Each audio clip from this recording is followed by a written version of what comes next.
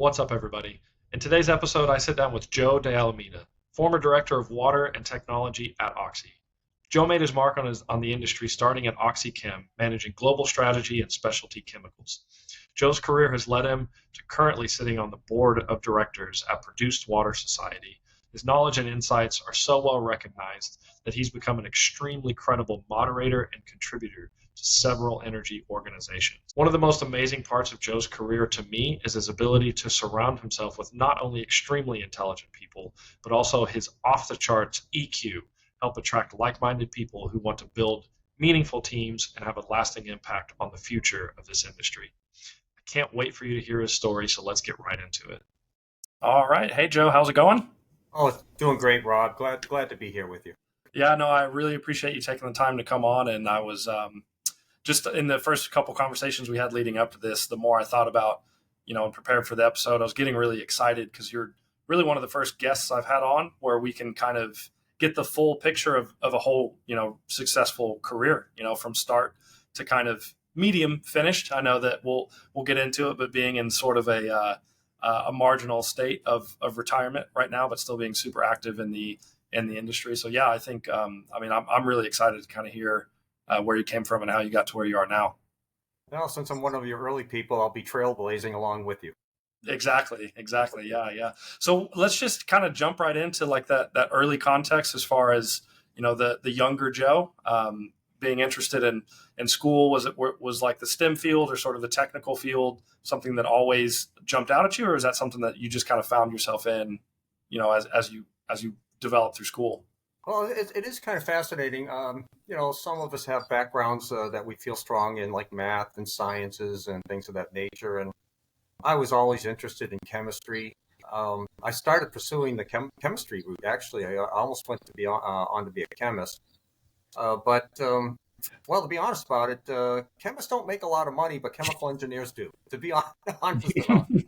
And since math and chemistry were a really good mix for me, I changed in my first year over to chemical engineering.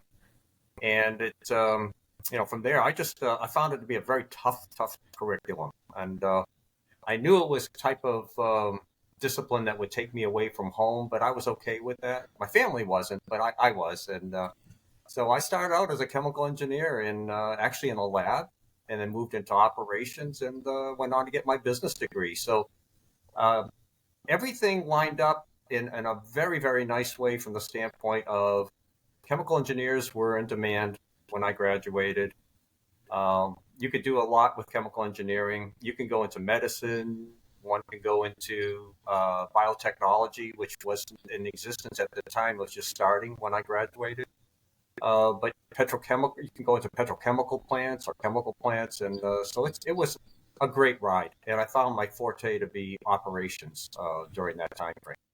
Yeah. So as you were kind of finding your niche or where it sounded like you were already making some very early kind of business-minded decisions for yourself, given that the demand was so high for chemical engineers, did you just jump straight into sort of the energy leaning discipline, or did you work in a lab? Did you work in sort of the research capacity before then, or did you go straight into energy?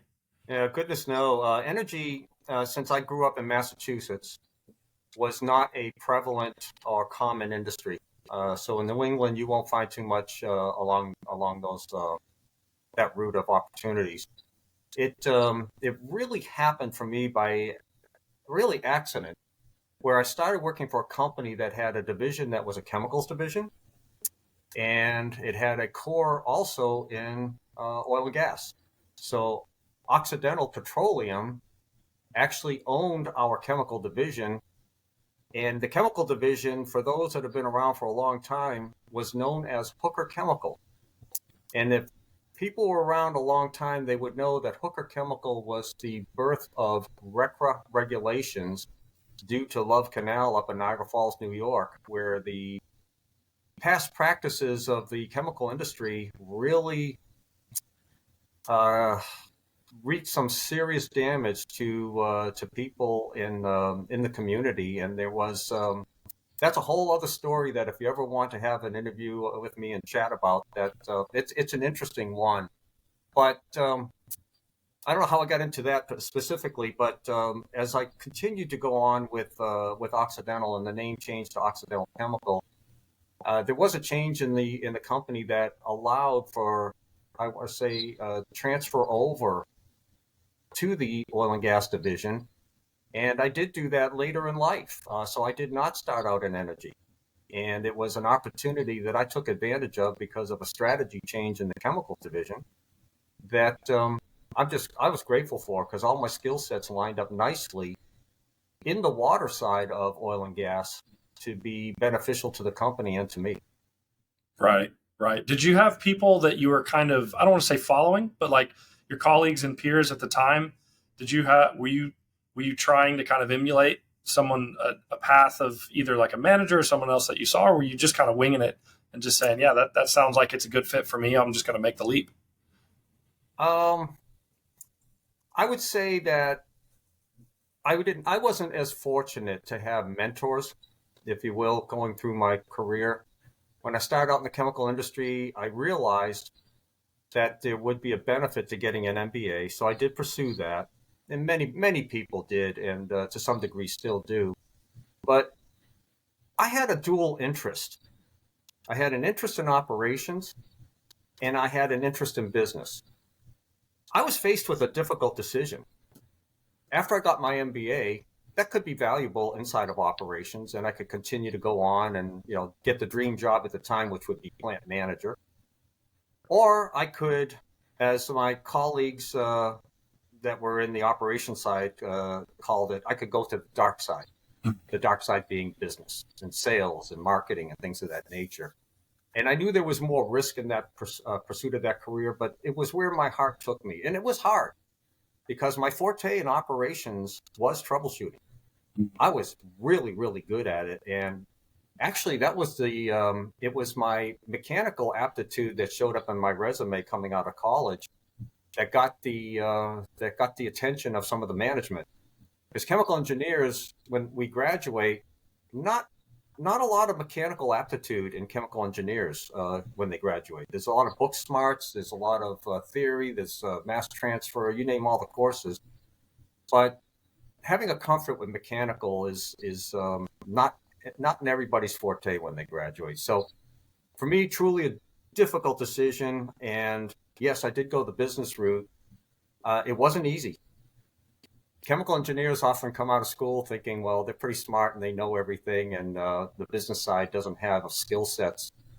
I learned the hard way that it's a very, very challenging discipline to understand global strategies, watching over costs, all the various impacts on P&L, strategic planning. It was a lot more challenging than I envisioned, and it was fantastic. It was just a great change, and I found it to be so rewarding at the tail end of my career in my most recent position before retirement that it all came together in a very nice package for me. Yeah, that's what I was going to ask you is how long did it take for that, whether you want to call it a light bulb moment, to say, yeah, I definitely made the right choice? Was it early on? Did you have some indicators, or were you like, oh man, I may have messed up? I would say early on, there were some challenges that were very much against me. The company was going through some serious strategy and culture changes where there was an acquisition. And in that acquisition, what I saw in the corporate culture for the chemicals division was a challenge between the commodity chemicals group of managers and executives and the specialty chemical management teams. It was really not compatible. That the two did not mix well at all. So I ended up in the business side of specialty chemicals, which, because of my technical interest and business interest, that was a nice match for me. Mm. I'm not disparaging commodities. Commodity chemicals have a discipline and a value for sure, but it didn't excite me because I like chemical families that deliver a value. Unfortunately, the specialty side lost out in Occidental Chemical.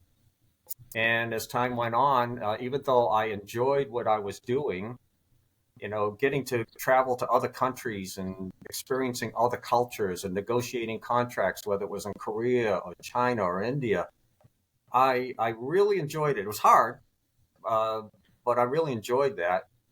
And I had a good opportunity where I wasn't just doing specialties. I also was handling commodity chemicals.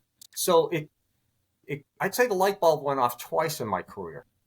Once when I got to the position where I was a big fish in a small division that Oxy had, and we could make great decisions on strategy, on whether it was contracts or overall in very quick, short order.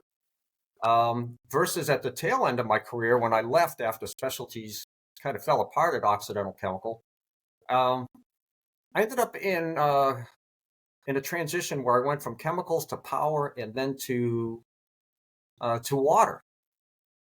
And what's interesting is the general public doesn't know that as oil companies, we manage more water than we do oil. All right, our oil, our water production is about 5 to 7 times more that of oil. So we call ourselves. The joke is we call ourselves oil companies, but we're really water companies skimming off a little oil. That's the industry joke, if you will. But because of my success in the power group and supporting the oil and gas side, I was given the opportunity to create something that had never been done before, and I don't think it exists anywhere else in the oil and gas industry. I was given the opportunity to create a water technology team, a centralized team of excellence specific to water.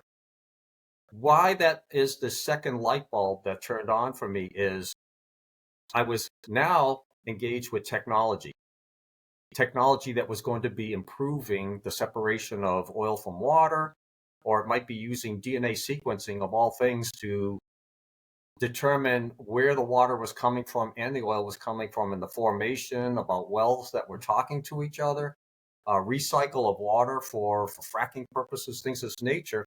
So I got to engage with vendors. I'm now on the other side of the table. Whereas before I was sales and marketing, trying to move a product line. Now I'm on the other side and I'm seeing the techniques that I use, but now I'm the customer. And so that was very enjoyable to me. So I had technology going for me and comfort in that in terms of chemicals and the like, but the business aspect and project execution in the field.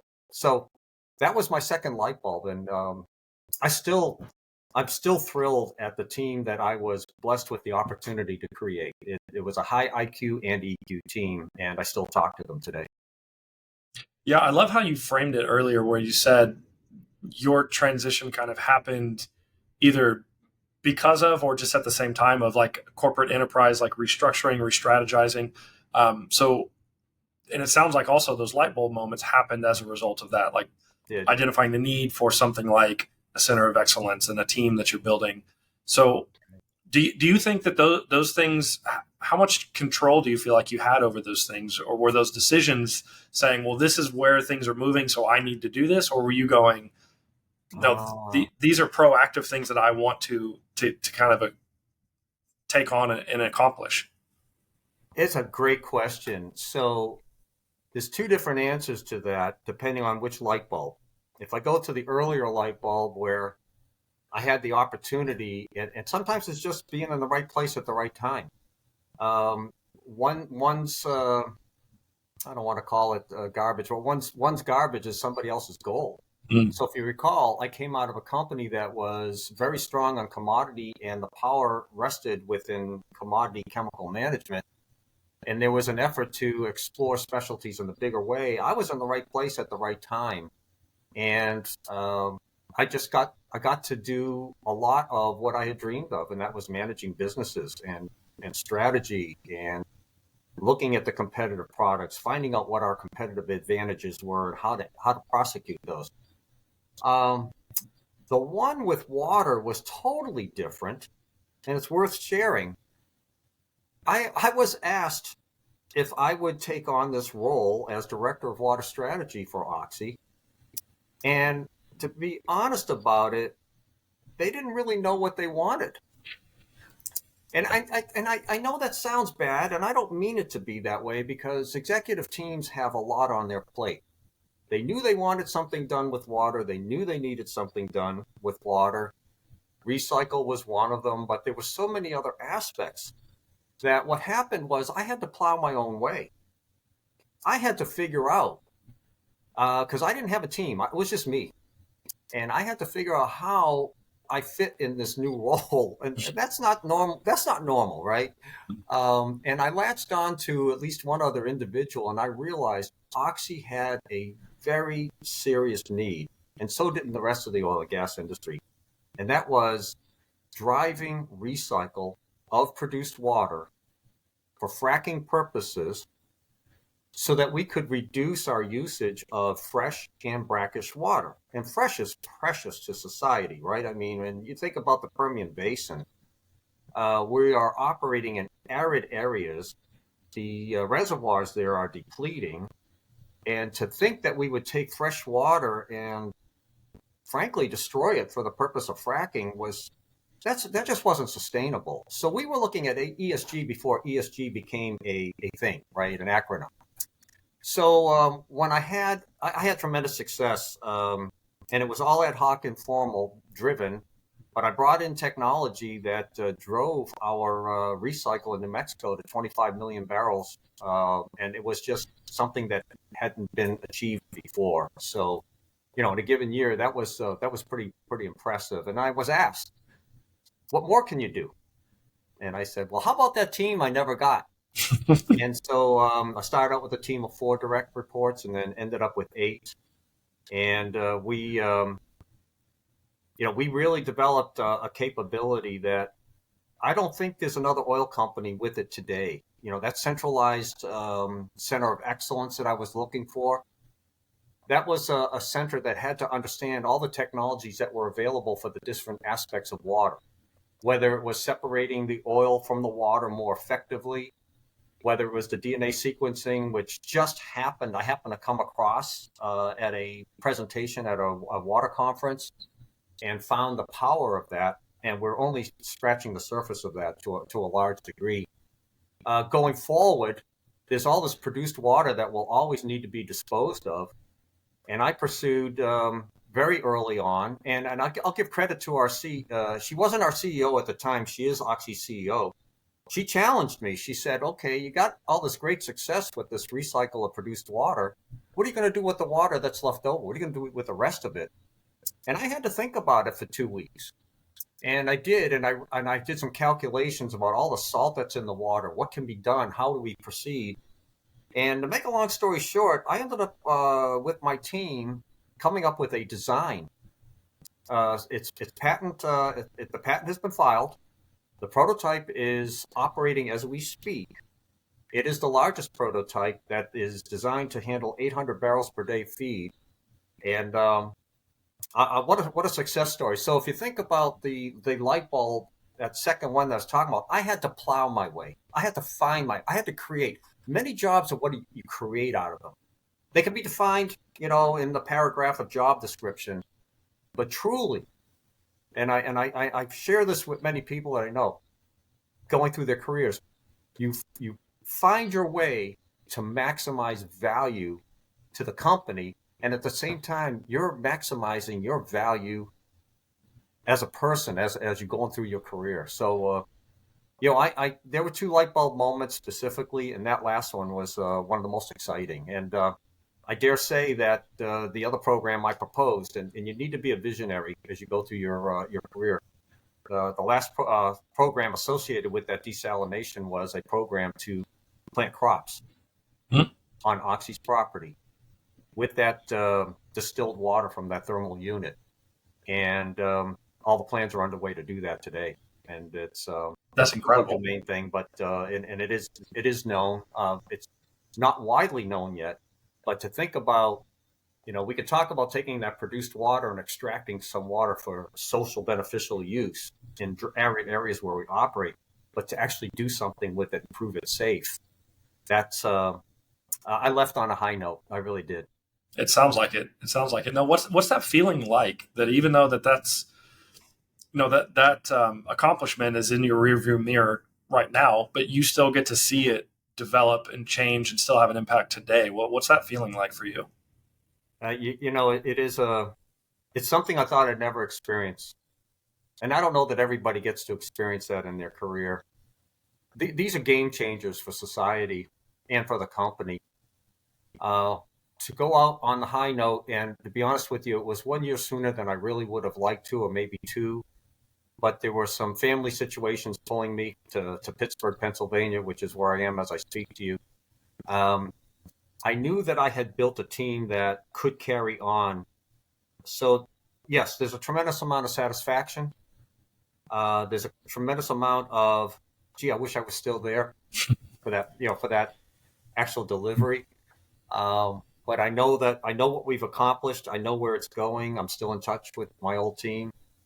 And the thing that's always also very, very important, although I didn't have a lot of mentors in my life, in my career, I would say I didn't have any. I mentored everybody on that team. And I was so, I don't know if I should say proud, but I am very proud of what was developed. I was blessed with that team, but it took them also to make it special. And I had a high IQ and EQ team that I never dreamed I'd be responsible for. And I say responsible for, but they were responsible for our success, and I just helped to drive and lead it. It couldn't have been better. Yeah, yeah. Well, for what it's worth, I have to commend you on not only being able to stay focused through all those different changes, but the resilience that you show in all these different moments where you're seeming to be at this really, really difficult crossroads. And then the little anecdote you said earlier of being sat down across from who is now the CEO at Oxy, and then basically kind of holding your feet to the fire to say, okay, great idea, but what's that mean? What are you going to do with it? So is that, I'm interested to know, is it like trusting that process, or maybe just staying resilient and knowing that what you're doing is going to lead to, a net positive for everyone and for the company and for yourself? Have you always just naturally kind of been able to remind yourself, yes, you're doing the right things, just keep going? Or was resilience, building that up, was that always a practice for you, especially because you said you didn't really have like a mentor that was going, no, as long as you trust yourself, keep going. How was that an internal voice, or where did that come from? Great question. You really have some good ones, Rob. Part of it is, I've been told, and I learned through some of the testing through my career, that I'm a little bit of a type A. So I am a driver, right? And I was that way. Shockingly, to me, it was shocking. I didn't know myself very well when I was younger. And I was a driver of projects because I just like to build things. So that's kind of in my DNA as a person, is build things and make them better. And I'll never forget it. It was my second boss in my career, a wonderful, wonderful man, PhD out of MIT. Turned down many promotions. He just wanted to be a supervisor in a plant. And the poor guy, one day on my performance review, he says, he starts wringing his hands, so I know, oh, here we go. And he says to me, Joe, not everybody shares your enthusiasm. And I'm sitting on the edge of my chair, and I said, yeah, I know, yeah, okay. So then he starts wringing his hands more, and he tries to explain to me, and I'm sitting there as a brash young guy, and I'm thinking, that's great. Can we get on with this, please? He threw up his hands, So part of it is I was driven, right? But the other part is, even though I didn't have mentors, I kept my eyes open for when people did things I thought were really smart, and, you pick up on different words like vision, and having a vision looking forward. That's good for the company, and it's good for you and your career and where you want to go. So there were some difficult times through the career when I was thought of as a gearhead, because I was an engineer by background in a commodities controlled environment. All right. So most of these guys were business majors, history majors, psych, and things of that nature. So there was a resentment towards engineers. So I had to ride out some tough times, and everybody will have to do that in their career. but that's where I said earlier, what one views as garbage is another one's gold. You got to know, you got to know what it is that you're getting into, what you're pursuing, and can you make the most of it? And I guess I was self-driven to a large degree, but I think I had an awful lot of help when I think about I saw some very smart people that I could emulate different characteristics that they had that helped me along my way. I'm not sure if that answered your question directly. I kind of went around the barn a little bit, but No, it does. It does. It just got me thinking what you said a second ago. Um, when you were writing out those tough times, yes, having that sort of natural drive and eagerness, but I'm sure even during those tough times, did it kind of put that question in your mind, like that nagging question of maybe I need to start looking somewhere else, or maybe the industry is not really quite suited for me. Maybe I'm geared more towards like a faster, like I don't want to say more progressive, but you know what an industry that's maybe more suited or geared towards big ideas, move quickly, big impact. Did you ever go, yeah, maybe this isn't quite right for me? there were three, maybe four. No, there were 3 to 4 times in my career. So I spent 44 years with Occidental, but it was in different positions in chemicals and in oil and gas, right? But there were 4 times in my career where I thought, okay, it's time to move on to another company where I think the culture is more suited, more stable, more focused, less contentious, really truly got their act together. And every time I was going to pull that trigger, something came up. Now, I can't explain it. Is it divine intervention? I do believe, there was some of that. And some of it luck, perhaps. But, for instance, many young people who get their MBA, engineers anyway, they think as soon as they get their MBA, okay, now I'm at that next stage. I should get my raise and I should be promoted and all that good stuff. Well, it doesn't really work that way, right? But interesting enough, within 6 months of getting my MBA, I got my first chance to cross over to the business side, and it was a technical service position. So I was closely aligned with the sales and marketing team.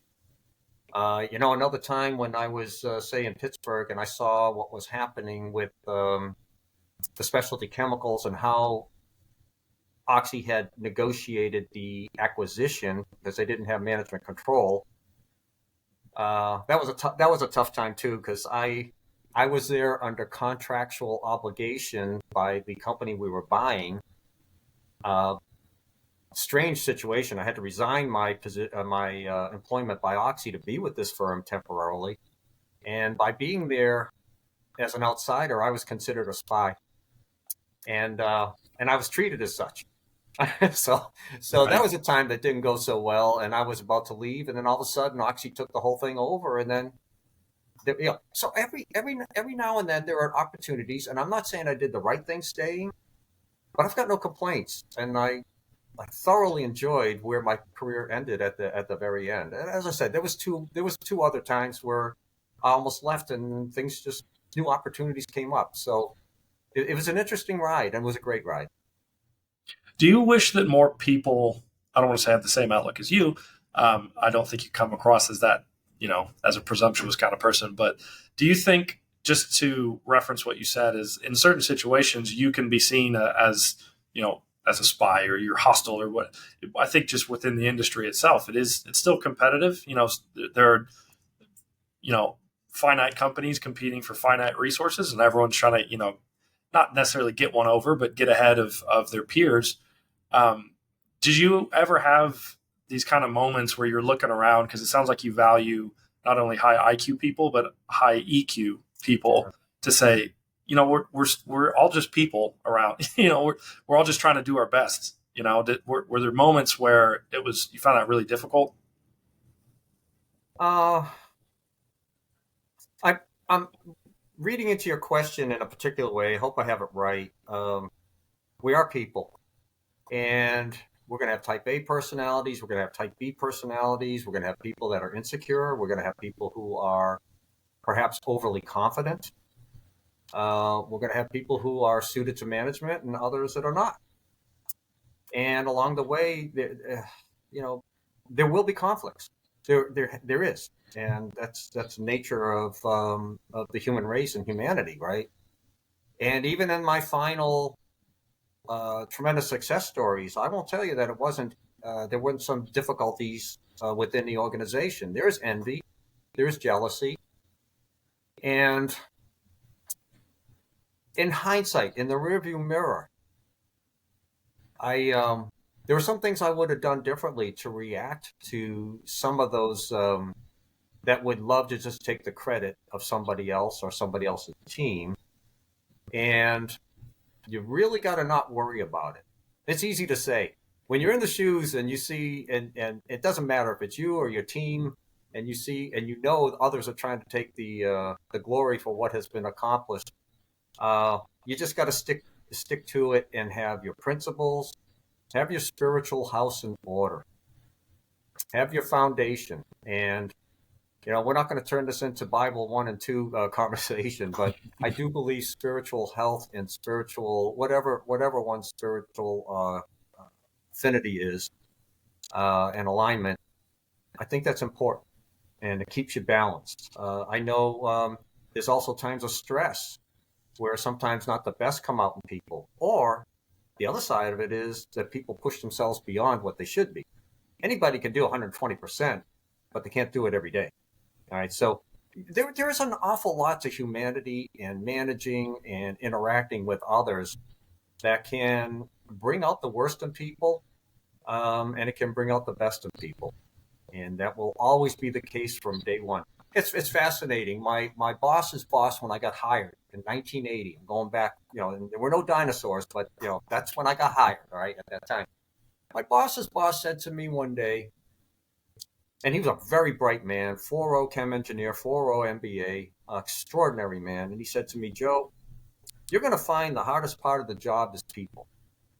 Now, remember, I said I was a brash young man when I came out of school, and I thought to myself, what the hell is he talking about, right? And as my life went on and my career went on, I never forgot that statement. He was right. That is navigating people and organizations to be successful for the company and to drive the company's success is one of the characteristics that we all have to learn as we go through our career. And it's not over. I left and I retired. It's not over. I'm still engaged with things that I try to take all the what I just shared, and I try to instill that in my heart and my mind as I go forward. No, I love the way that you phrase that. And I couldn't agree more, is that we're all so focused on being a standout, or at least perfecting the thing, the widget, what you do every single day. Right. And I think it's massively undervalued, your skill and your ability to navigate and work with people, to deal with people on a human level, because that can create barriers for you. If you're a person that no one wants to work with, or you can't get along with anyone, it can open doors for you. And you may not even be the best and the brightest at whatever it is that you do, but if you're the best at relationships with your coworkers and your staff, or whoever is within your organization, you may get opportunities that other top performers don't, simply because they don't have those softer skills. I never mastered it. Challenge myself every day on the matter, and it's something that may come more natural to some people, and it was one of those that I had to work on hard.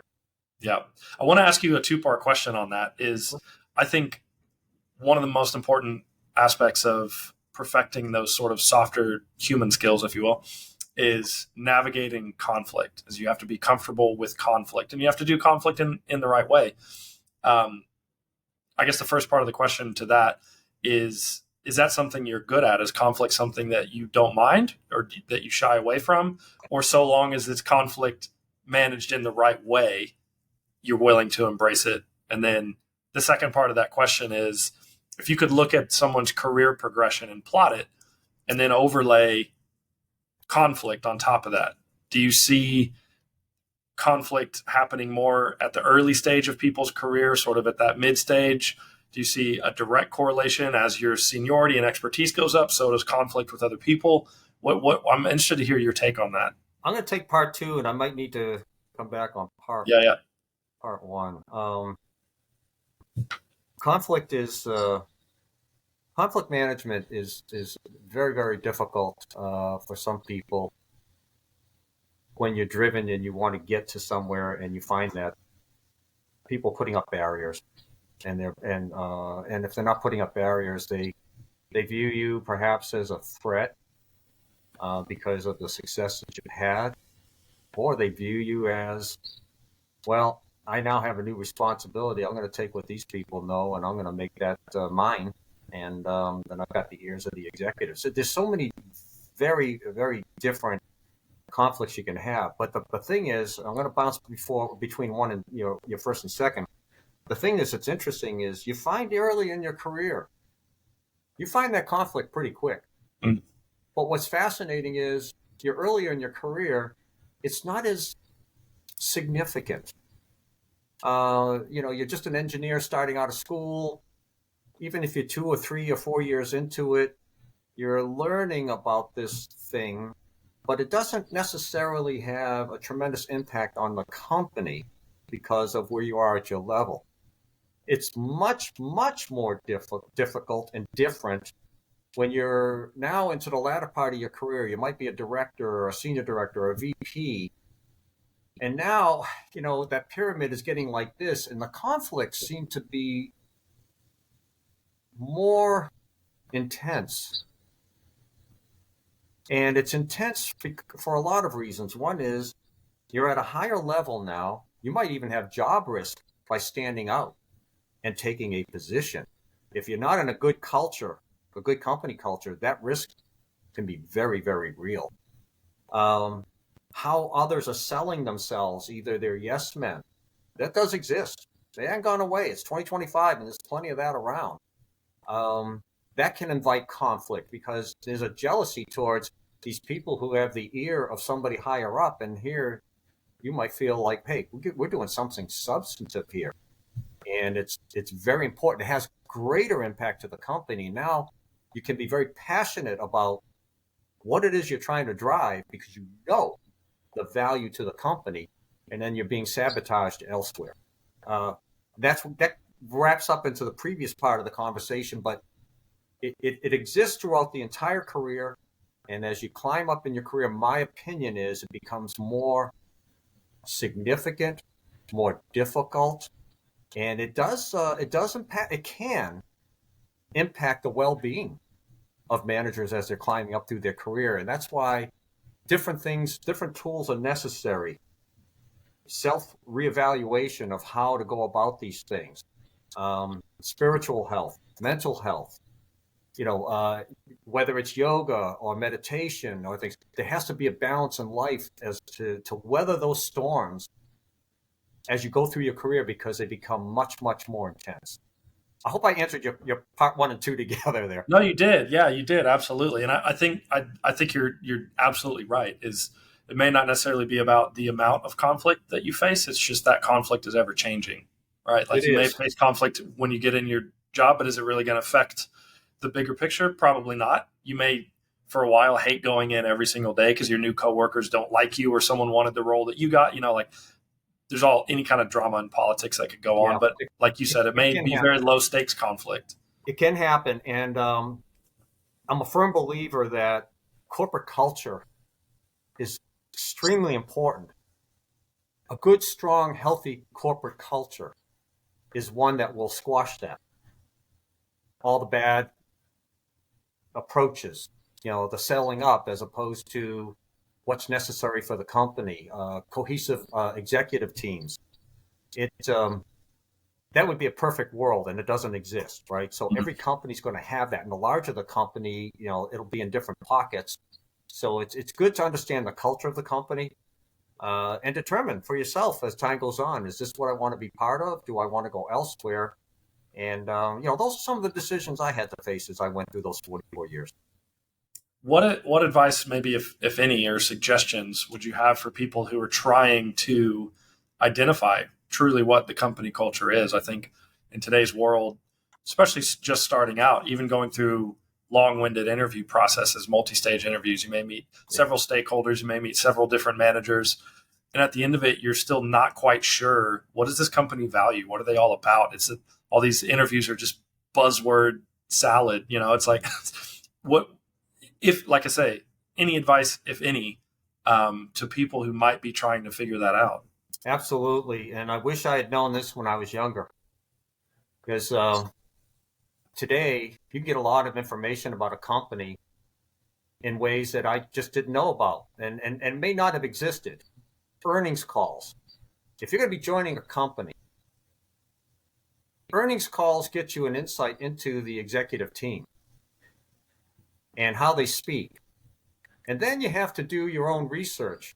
Okay, they spoke what they said. The financial analyst heard what they heard. And hopefully the analysts are really challenging the executives from these companies. I don't think they do a good enough job on that, by the way. But that's, sometimes it seems like it's a bunch of softballs. But then after hearing those earnings calls, do some research. Google didn't exist when I was coming out of school. You can find a lot of information, and you can cross-check as a young employee starting out, or even you're a little bit later in your career. There's a lot that can be done. You can see what kind of programs exist. Do they make sense? When programs came out, and I'll be honest, when diversity, equity, and inclusion came out, I was perplexed at our company because I was based in Houston. And in Houston, it is the most international city I've ever worked in. It's astonishing. I mean, everybody's there: Vietnamese, Indian, Jewish, Catholic, Protestant, you name it, all races, colors. And my team, my young team of, even when I had 4, and then when I had 8, I mean, it was very diverse. And I guess at the end of the day, I kind of realized that, that was something that the company was being pushed on, so they get pushed. So you learn about these types of programs. What's the driver? Is it the company thinking we have a problem, or is it being pushed by Wall Street? How are they managing that? And how are they managing that internally too? Because there's been a lot of complaints about merit versus diversity, equity, and inclusion. So there's some tough things, but you get the sense of the culture. How strong is the culture? How thoughtful are the executive teams as they go forward at this? Or are they chasing 5, 7, or 8 different projects, and this is just to check the box? Young employees coming out can validate that for themselves and check their own belief systems too. So I think that's something I would like to have done more. Now, I hit on some of the soft topics. Let's talk about, I'll call the more hard, fast topics. What's the company's income? What's its viability? Can they sustain the dividend? Are they out with a strategy of acquiring all different companies and can afford it? Or are they getting buried in debt?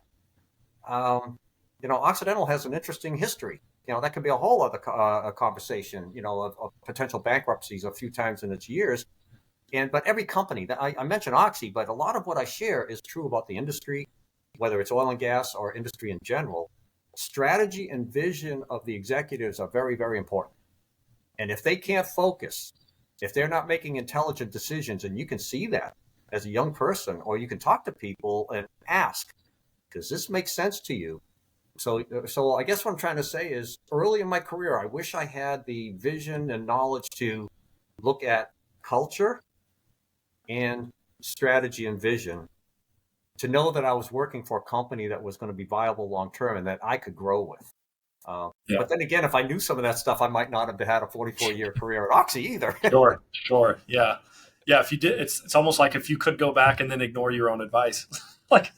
Yeah. But how would you say you draw that line between strategy, earnings, culture to a 24-year-old engineer? What are the questions you think they could ask themselves to say, well, what does that have to do with me in this role, at least for the next 3 to 5 years? Well, one of the funny things that I'll share with you is I was asked one time by somebody on my team to give a presentation to an intern and to the rest of the team. And I was quite taken back because the intern was learning about the Oxy culture and just how business was being done. There's so much to absorb by an intern over a 2-month period, right? An 8-week program. And I must confess, I was almost dumbfounded by what on earth could I present. And it was actually, it turned out to be one of the hardest presentations I had to put together. And that was, what am I going to present to an intern that's of value? And I was told that, well, you have this business background, you have this technical background, so there is a caboose to this train. Let me explain. What happened is I thought about this. I decided to make it interactive. This presentation to the intern, I made it interactive for the entire team, and it actually had questions, and it had some examples along the way. The very first question on the first slide was, why does Occidental exist? The company I'm working for. So I have a geologist in the room. I had a DNA microbiologist. I had a reservoir engineer background, and I asked everybody to give me an answer. The only one that got the answer right was the last guy on my team, the oldest gentleman on the team. I think he was 70 at the time, and his answer was to make money. Simple answer, right? I didn't learn that till I was 40 years old. The geologist said was find the best rock so we can get the best oil out of it. Somebody else had similar answers, right? It was narrowly focused to their own little world. So why I bring all that up is it's important to understand these companies only exist because of profit and making money. I was told that sounded greedy, and so that segued really nicely into my second question. If it was your own business, would your answer be different? Because anybody goes out and starts a business, why are they doing it? Oh, I can make some money at it and have control of my destiny and all that. And boy, you should have seen the squirming in the seats by some of the people. And I said, and they didn't. One of them particularly didn't want to admit that the answer would be different, and the answer would be different. That's the only reason you do it. Now, when I say all that, it is important that every person that comes into any company understands that it's all about making money, whether it's a privately held company or if it is about traded on the stock exchange. There's a fiduciary responsibility to the shareholders. But okay, that may be the end goal, but there's a lot of pieces that come into that. All right, and that's why you have HR departments. That's why you have departments looking at mergers and acquisitions, or diversity and inclusion and things of this nature, and the entire cultural package. So I think, and I hope, Rob, I didn't go off too far on what your question was, but it is important to take a look at, is the primary mission sustainable? Are they solid financially? Am I going to be in a position where, as I get better at my job and I earn raises, are the raises going to be there? Am I going to make, the money that I hope that I would make? And the company going to be there to be able to do that? Or are they going to have to freeze wages because, oh, darn it, we spent more capital than we expected, or darn it, we took on more debt than we could, or we didn't see some other thing for coming at us. And you can't forecast the world, but even this week has been a tumultuous time. You can't forecast that, but is the company solid enough to prevent a hit on their economic well-being, which is the economic well-being of the employees and how they're operating? And the rest of it, in terms of culture and how people should interact and how ideas should be followed up on and structure, those are things that they can that they should and can study as they go along. And it's for the employee and for the employer, it's a risk when first coming together. Can you trust that employer, and can that employer trust the employee? And it's a lot of times it works out very, very well, and sometimes it doesn't, and you have to part ways for whatever choice. And that's just the nature of life, right? Yeah. No, I think the values and what sort of motivated you help keep those things into perspective. But I think it sounds like a very, very healthy balance. Like you said earlier, everything in life is about balance. And yes, businesses are there to make money. But you can say that on one hand, but on the other hand, it's like there's a lot of moving parts to, okay, Yeah. how do we make money better? Yes, or how do we make more money doing less, or how do we fix these, and a lot of those questions boil down to exactly what you talked about. Yeah. And I let's should fix have the mentioned people. when the companies are doing this, they have to. The couple things I really should have said is they got to do it safely. They've got Mhm. to do it environmentally responsibly, right? And then, of course, there's a responsibility to people being treated properly. So you're right. There's a lot of parts that go with that. Yeah, exactly. If the blanket statement of well, we're here to make money, you can throw health and safety out the window and say, well, okay, well then, Yeah. construction sites, all that. Let's just get rid of hard hats. Let's just do what Yeah, forget that about doesn't the work very accidents. well. Yeah, yeah.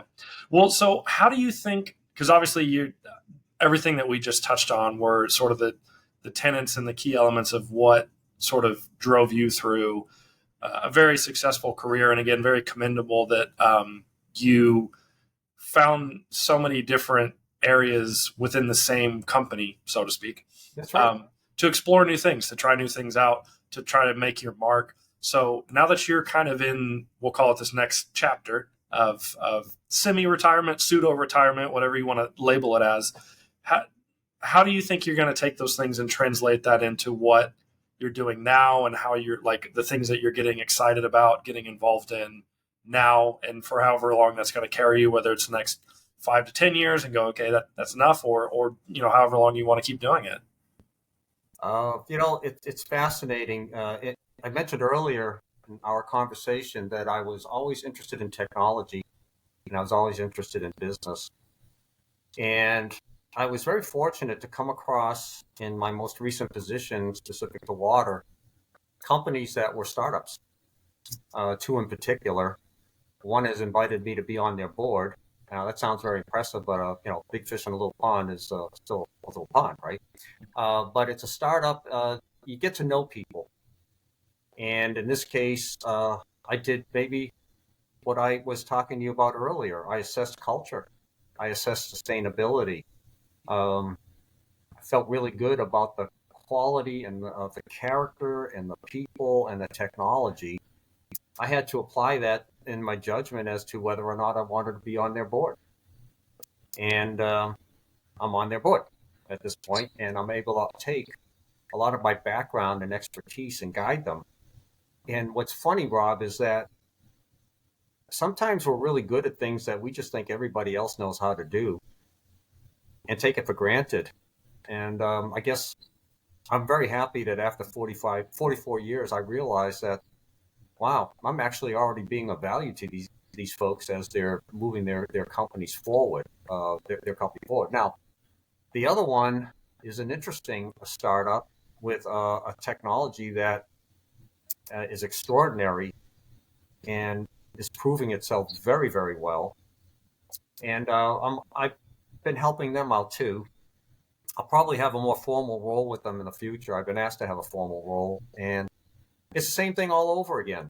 It's they're comfortable with my technical knowledge in water, which was the latter part of my career, which is funny. Whatever you're doing last is what you're known for. It doesn't matter what I did 30 years ago or 20 years ago.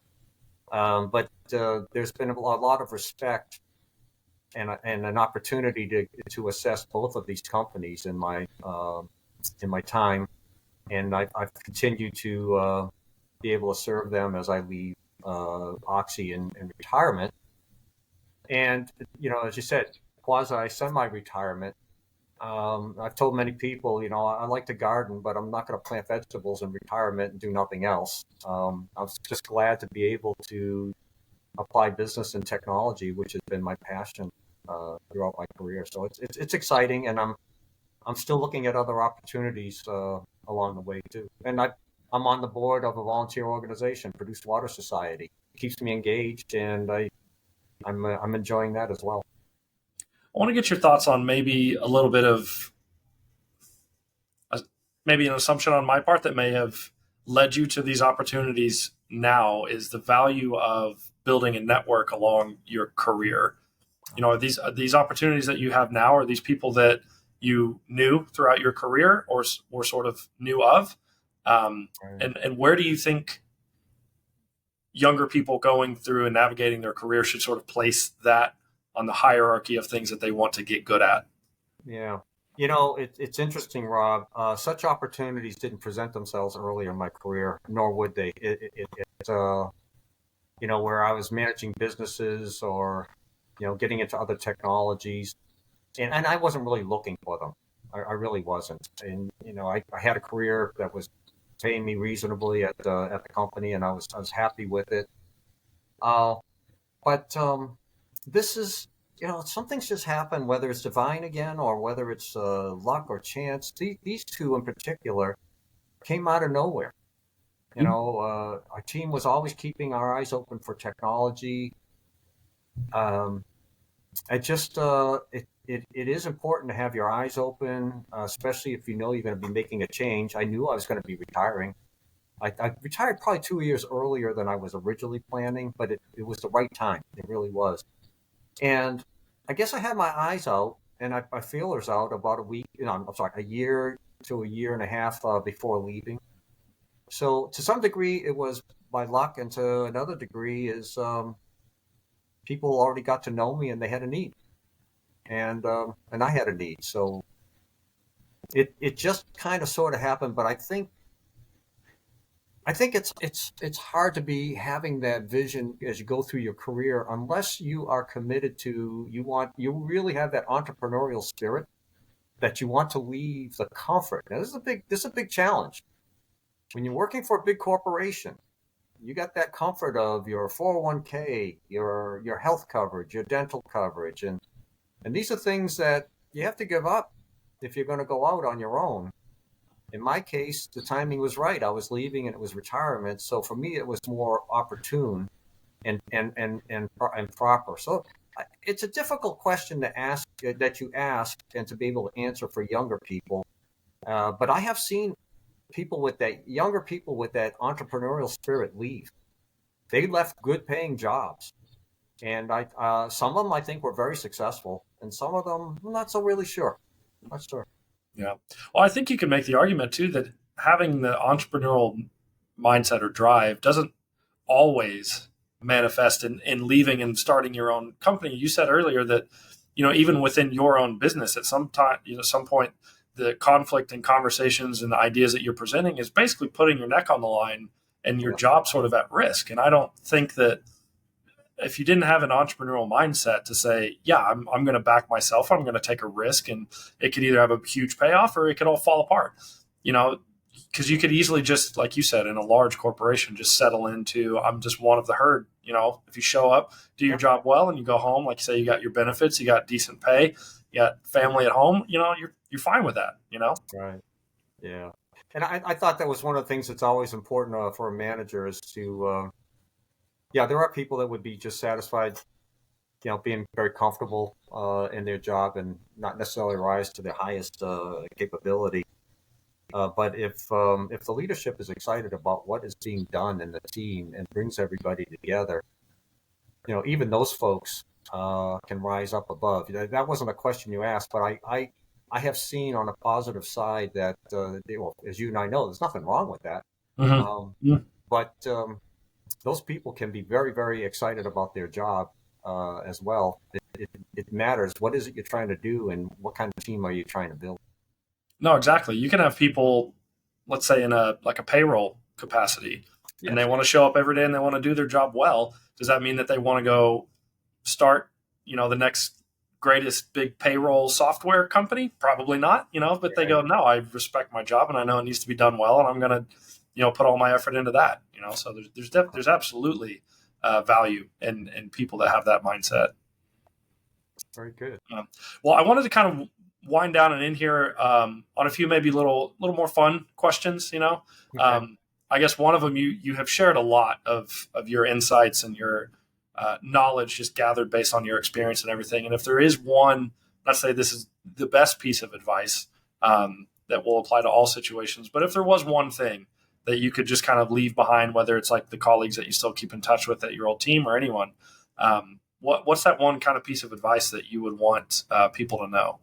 I just gave this advice the other day to two different people that I know and care about deeply, and that is jobs can be very, very taxing. They really can, emotionally, and those emotional challenges can manifest itself, and I've seen it physically too. is I think it's very important, whether you like physical exercise or meditation and yoga, whether you like it or not, that's necessary. Hmm? We've got to take care of ourselves. It's even more important when we're under stressful situations. And what I find, and I'm guilty of this too, what I find is that when the stress gets tough, it's easy to crater and not stick to your exercise regimen. And it doesn't have to be weights. It can be, yoga is a very, very demanding thing. I've been trying to pick that up in my later years of my life, and I'm doing more of that now in retirement. But that's important. It's the balance in life, and that's why I said earlier, anybody can do 120%, but only for a period of time. Yeah. And Yeah. when you're working hard or stressed more, that's when you need to take care of yourself more. So that is the most important advice that I can give, and I'll put spiritual health in there as well too. Yeah. I think it all has to happen, not maybe simultaneously. You may pick some things up and you may devote more time to, like you said, either the spiritual aspect, meditation, what have you, prayer, um, or the physical aspect. But if you don't have a little bit of everything, I think that imbalance over time builds up. And yeah, like you said, you can eventually It does. crater. It Yep. does. It'll show up as blood pressure. It'll show up as nervous twitches. I've seen it all. I've seen depression. I've seen it, and I just know that the balance of life got out of control. And we should put nutrition in there too. And I think that all that comes together with taking care of yourself. If you don't take care of yourself, you're not going to last, and your family is going to lose out on you and your friends too. Yeah. So Yeah. yeah, that's the single most important. Yeah. Well, you said earlier, you're always known for the last thing that you do. But even before school, before college, before you got in as a chemical engineer, what was your very first job? My very first job? Very first job, like whether you were 12, 15, Oh my 18, gosh. Okay, I had a paper route. a paper route. Yeah. I had a paper route. I loved it at first, but I must say, as time went on, I hated it. I don't know why. But my most fun job when I was younger was working in a supermarket. That was, and I made a lot of, well, that one, and I also drove a truck for a 7-Up bottling company too in the summertime. So, Mhm. um, yeah, I had some fun jobs as a kid, but my very, very first one was a paper route. You literally just described like the quintessential like American small town, like slinging papers, bagging groceries, like Absolutely, yeah. And I'll tell you what, that supermarket, it was a high-end supermarket in the town, serving some of the local towns. And I grew up in Massachusetts, a little town called Norwood, Massachusetts. And every Sunday, a whole bunch of us. Now you got to imagine, these are all young guys and gals. You know, the gals were ringing the cash registers at the time, or working in the bakery, and the guys were stocking the shelves, or filling the bags or whatnot.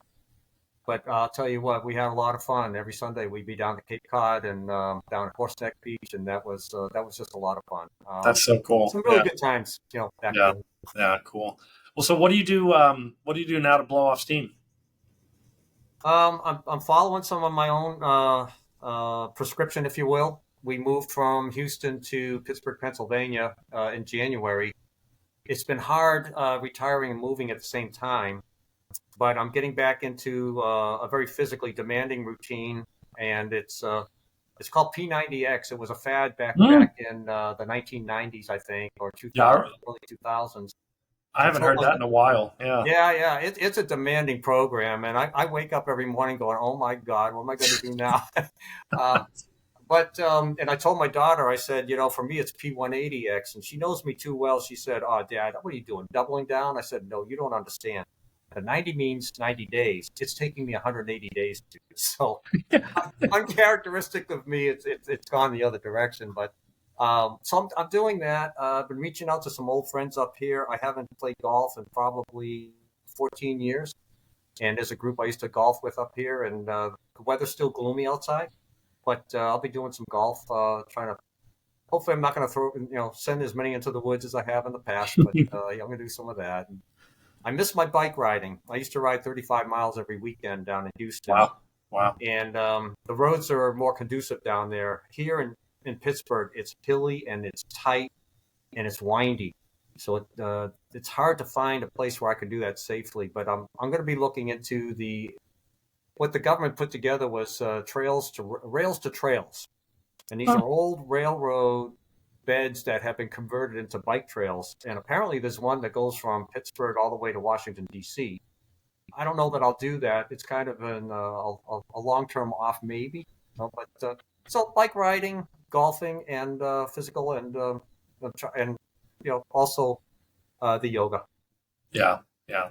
No, I like that you practice what you preach, so to speak. Trying to. Yeah. Yeah. Well, okay. Well, then we'll end on just one last question, or I guess maybe opportunity is what any organizations right now that you're actively involved in that you want to kind of shout out or share with our network here? Well, I think the Produced Water Society is probably one of the most important I can share. As I mentioned, I'm on their board as a volunteer, and I'm trying to help them revamp to some degree. Revamp might be a strong word. Let's just say modify, and from the perspective of an oil and gas operator, the programs and the events and how they're hosted. I'm surprised that I'm really I might be the only, to a large degree, person that finished off being an operator, but a dear friend of mine is also on the board. He was an operator. As an oil and gas operator, we can bring an awful lot of reconsideration of how to reach out to the industry and make sure there's a lot of value delivered. So I'm really excited for them. And, this might not resonate with so many of the viewership for this, but I am going to try to also follow up on a Christian retreat that exists south of Pittsburgh called Jamonville. And that organization does an awful lot of good for the needy. And I'm looking forward to reaching out and getting engaged with them. Yeah, no, both of those, they sound like amazing causes and opportunities, and I can't wait to see, as we continue to stay in touch, all these other things that you're getting involved with. I think honestly, this was a great discussion, learning from you and sort of things that you felt like drove your career and the values that you carried along the way. I think it's absolutely fantastic what you've accomplished, and like I said, I can't wait to see all these new things that you've got going right now and how they're going to develop over these next few years. That makes two of us. Okay, Joe. Well, I really appreciate your time. I won't take up any more of it, but like I say, it was really, really great speaking with you. All the great insight and stories that you had to tell were absolutely incredible. Like I say, kudos to you on everything that you've accomplished. Congratulations on your semi-retirement. Like I say, we'll see what comes next. Thank you, Rob. All right, Joe. I appreciate it. All right, bye.